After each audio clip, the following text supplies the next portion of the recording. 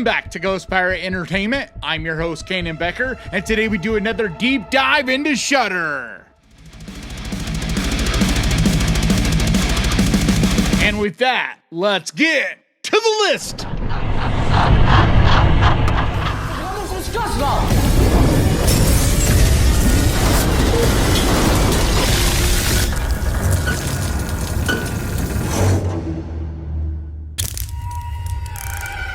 Infested is a 2023 French horror movie. Directed by Sébastien Vanasek, it stars Theo Christine, Jerome Neal, and Sophia Lessefree.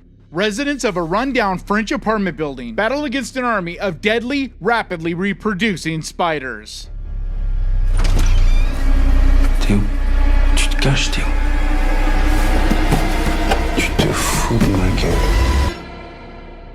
This movie is just sick. It's one of my favorite recent creature feature, nature gone wrong type of horror movies. It's just so fun, but it's also really well done. And if you're someone that is even slightly scared of spiders, this movie is gonna really freak you out. Because I'm someone that bugs just don't really bother. I mean, I'm like okay with them. I don't want them crawling on me or necessarily around me, but they don't really freak me out. And this movie gave me the willies. My skin was crawling long after I had watched it. But it's so over the top and bombastic, but really well directed, well shot. The cast do a great job. Just in every way, it's a really well done movie, which makes it really exciting because next year we get the newest Evil Dead movie, Evil Dead Burn. And it is actually being directed by the same director that did this. And just the way that he did the body horror in this, as well as all the creature designs and everything that's in this, really makes me think he's going to be a perfect pick to take on the Evil Dead franchise and move it forward. But I just think this movie is so entertaining. It's one that I highly recommend.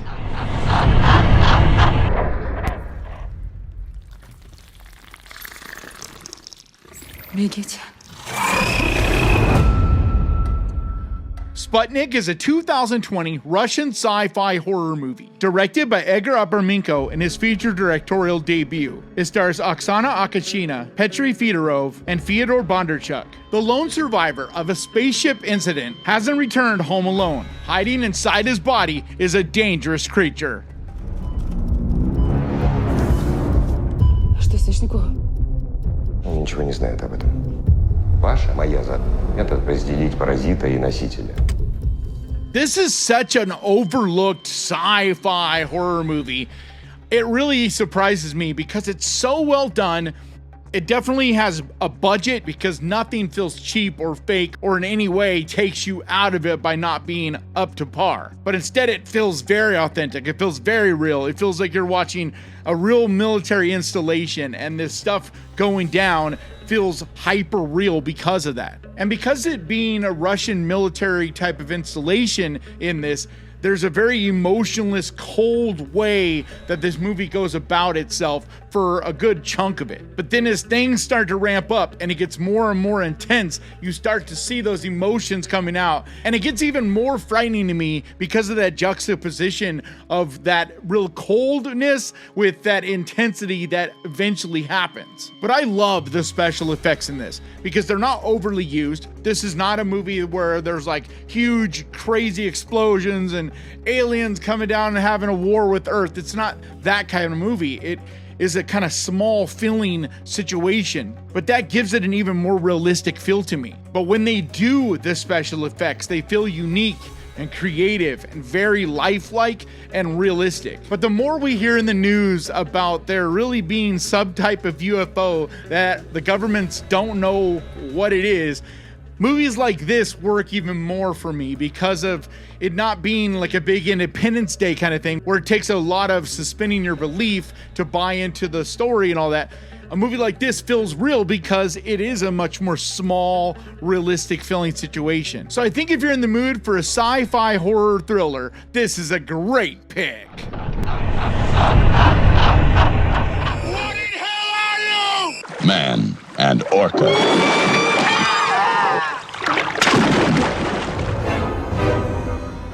Orca is a 1977 animal attack horror movie. Directed by Michael Anderson, it stars Richard Harris, Charlotte Rampling, and Bo Derek.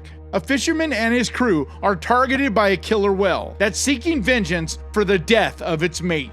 They always remember the human being who had tried to harm them. He deliberately left you your boat because he wants to fight you on the sea.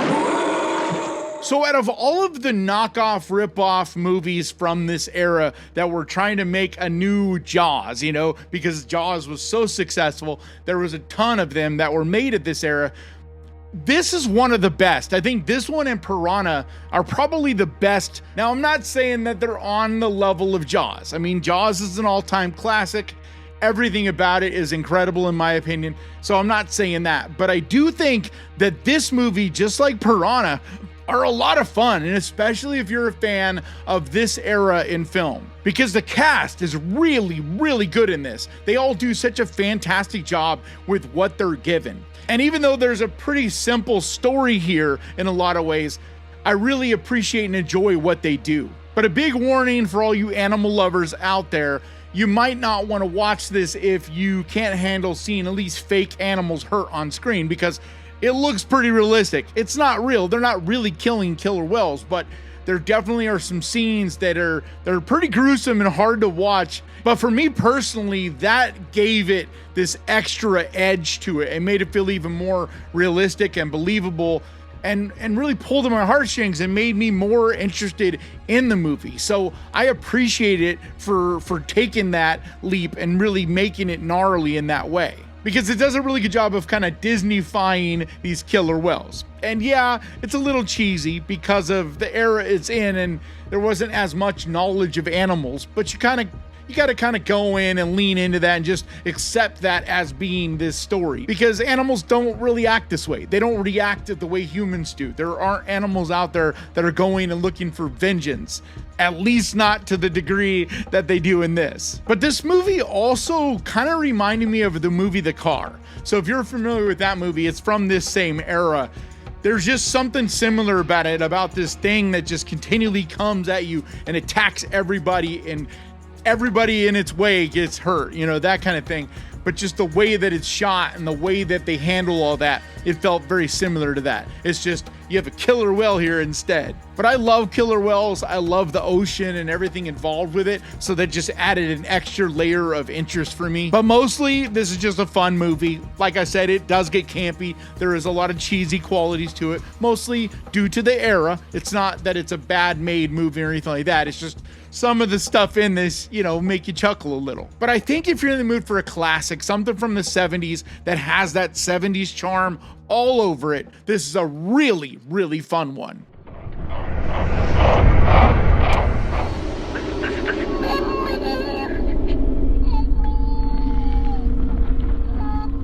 Pontypool is a 2008 Canadian horror movie. Directed by Bruce McDonald, it stars Stephen McCaddy, Lisa Hall, and Georgina Riley. The plot's about a radio host who interprets the possible outbreak of a deadly virus which infects the small Ontario town that he's stationed in. What can you see there, Ken? Oh God!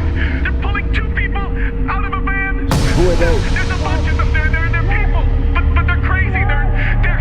They're fighting them. This movie is so damn good, and it still surprises me every time I hear someone say, oh, Pontypool, never heard of that one, because I just think this should be a classic at this point. It's so entertaining, and it's amazing what they were able to pull off with so little, because 90% of this movie, over that actually, I mean, pretty much all of it takes place in just this one little radio station. But they keep you glued to the screen. You're so invested from beginning to end. And a lot of that is Stephen McCaddy. His performance in this is just incredible. I mean, I enjoy him in everything he's in, but to me, at least from everything I've seen him do, this is the role that I'll always remember him for. He just has this amazing voice, and the way he describes these things and breaks these things down as people are calling in, and little by little, he's accumulating this information and then broadcasting it out to everybody in the town to warn them and prepare them for what's happening and all of that. It's really a captivating movie, and it's just incredible because you're sitting there in this radio station, and yet you don't think about it until the very end that you pretty much didn't see anything that's going on outside of this building. But by the end, it does ramp things up. You do get answers and you do finally figure out what is going on in this situation. But I just love this. It's such a unique interpretation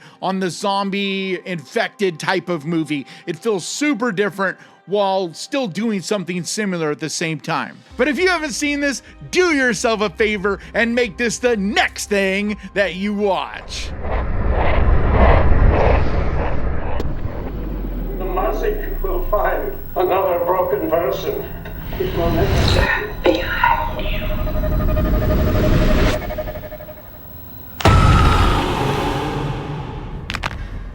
The Vigil is a 2019 supernatural horror movie, written and directed by Keith Thomas in his directorial debut. It stars Dave Davis, Manash Lustig, and Malky Goldman. The story follows a young man who is tasked with keeping vigil over a deceased member of his former Orthodox Jewish community, only to be targeted by a malevolent spirit.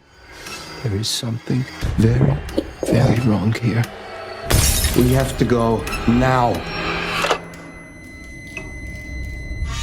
This is like the definition of a small, creepy as hell movie, because once again, you're in pretty much one location with just this one actor. Like, there's a couple other small roles, but for the most part, that's it.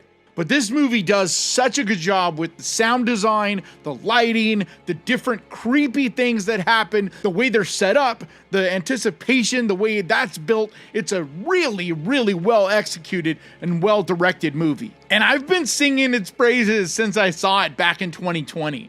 And it's amazing to me now that this movie's been out and available for people to watch for like 5 years now. And that's amazing to me to think of the fact that I've been promoting this movie and talking about it on this channel for 5 years now. But it's one of those movies that I've kind of taken on the role of helping to promote.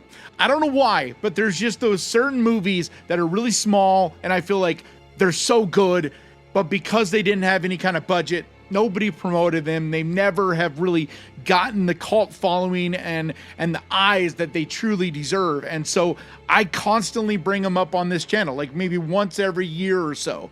I don't overly promote them, but I know that every time I talk about it on one of my videos, there's always a number of people that see it for the first time and they thank me for it. So I know that I'm still hitting a new audience with this every time I talk about it. But I think it's a perfect movie to watch, especially by yourself or maybe with one other person in a totally dark room and just get completely lost into this movie. And I promise you, you will get creeped the fuck out. I also really love this movie because it deals with things that are a little different than what I was brought up with. I don't know a lot about the Jewish Orthodox religion. It's just not something I have studied. I don't know a ton about. And so that just kind of gives it this extra layer of lore and uniqueness because it deals with spirits and legends and different things that I don't know. So anytime there's a situation like that, be it another country or other religion or whatever, it just adds something because it feels like a lot of times you've seen everything. And like, how many times can you watch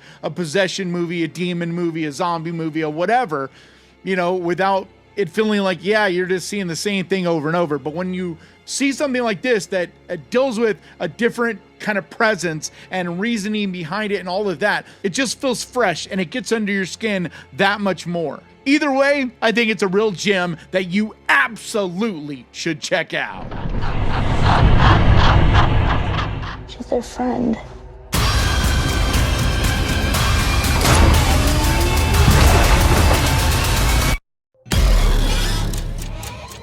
Slapface is a 2021 horror movie, written and directed by Jeremiah Kipp. It stars Liv Bearer, August Montero, and Mike Manning. A boy deals with the loss of his mother by creating a dangerous relationship with a monster that's rumored to live in the woods. We were just playing Slapface.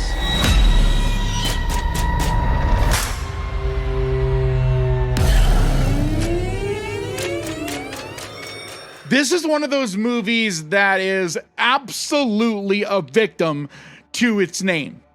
Because I promise you that if it had an even decent name, so many more people would know about it. At the very least, it would have some viewership. Some people will talk about it because I'm telling you, since this movie came out, I have never heard anyone at all mention it on their YouTube channel or recommend it to me.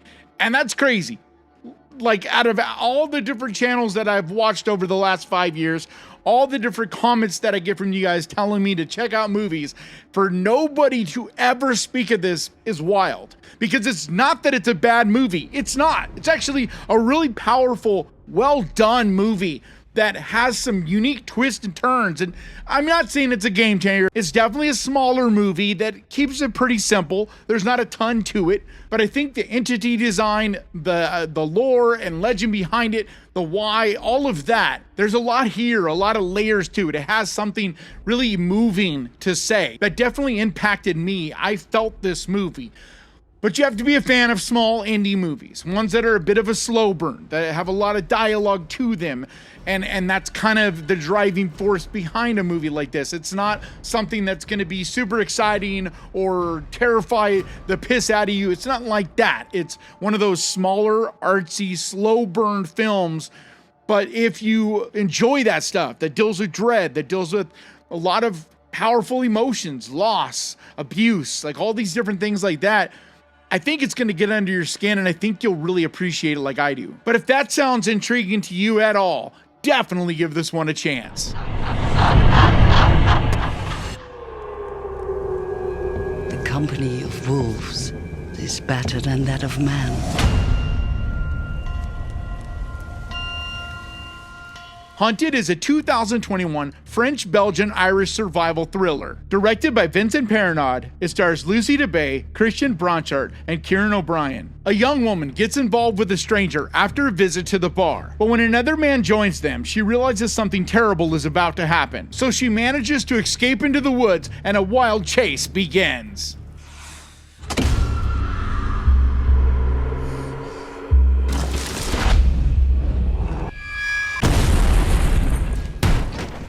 So on the surface, just from the synopsis, this does not sound anywhere near as exciting and fun as it actually is, because this movie is an absolute ride.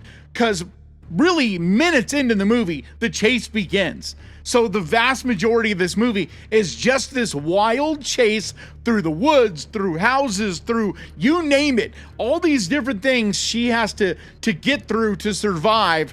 But she's a badass too, so it's not just that she's surviving, she is attacking at times too. I mean, it's just a fun kind of movie where even though the concept of it is pretty dark and disturbing, it's more fun, more action-packed, more intense and thriller-ish than it is anything dour or depressing. So I think this is another very underrated movie that's definitely worth your time.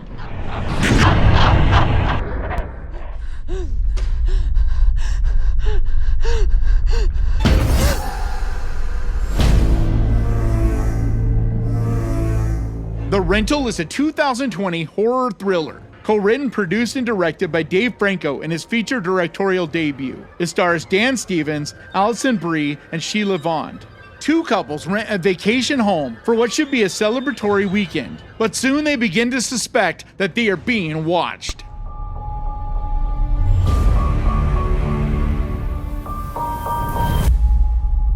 Charlie! Tell me that's not a camera. I am a big fan of this movie, but it is only for the certain audience that I recommend this, because this will definitely be too slow for, I think, most people.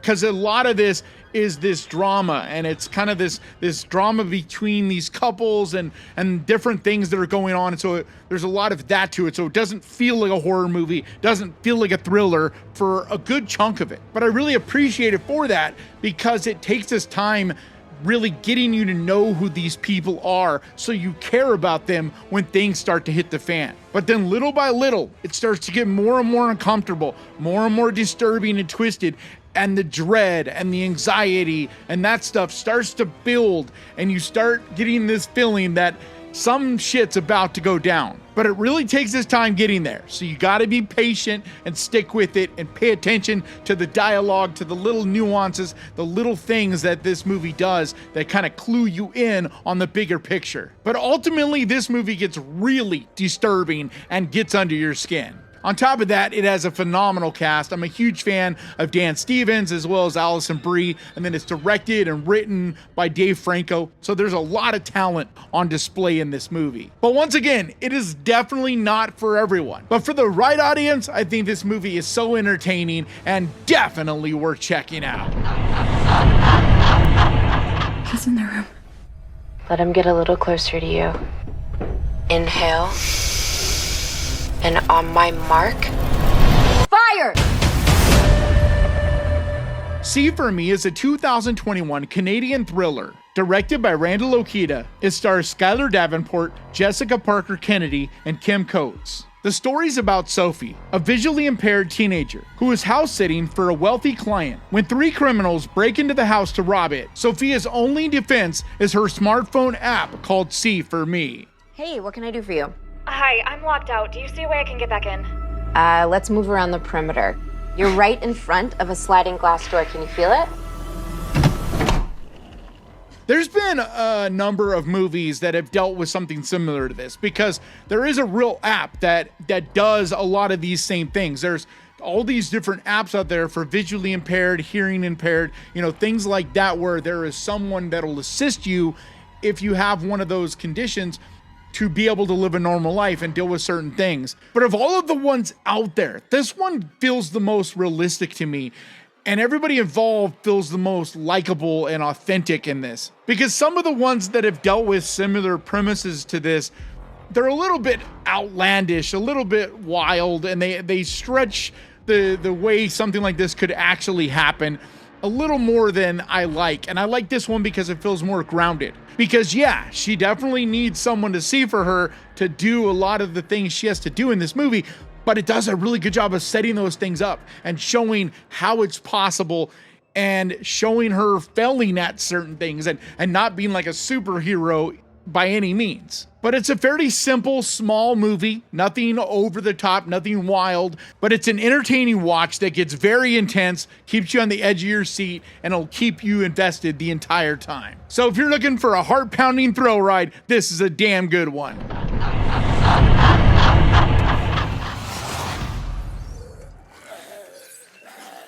Oh, come on, what are we supposed to do about this?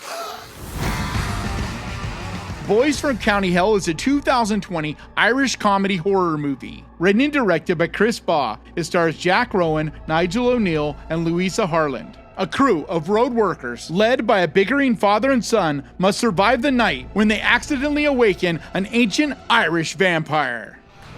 I saw something weird. Whose foot's that? Fuck this, I'm out! My God, this movie is so incredibly fun. If you're in the mood for something that is over the top, the humor's great, it gets gory, it really leans into the horror elements as well, but yet you'll be laughing from beginning to end. It's such a perfect mixture of really actually funny humor with real scares, real gore, real horror elements as well. And that's a rarity because a lot of times you'll see a horror movie and if it's a comedy, then it's more of a comedy than it is a horror movie. Or you'll see a horror movie that has a little bit of comedy, but it isn't very often that you get a movie that has a really nice blend of the two where it's balanced with both. But this is another one that I've been in love with since I saw it back in 2020, and I've been promoting it as much as I can on the channel ever since, because everything about this is well done. It's well shot, the cast is fantastic, the set design, the different costume designs, the practical effects that are done in it. There's no CG, all of it's practically done, and it's really well done. It gets genuinely creepy and disturbing and uncomfortable. There are some creative elements, things that are not anything that I was used to. On top of that, there's some cool lore and legend and stuff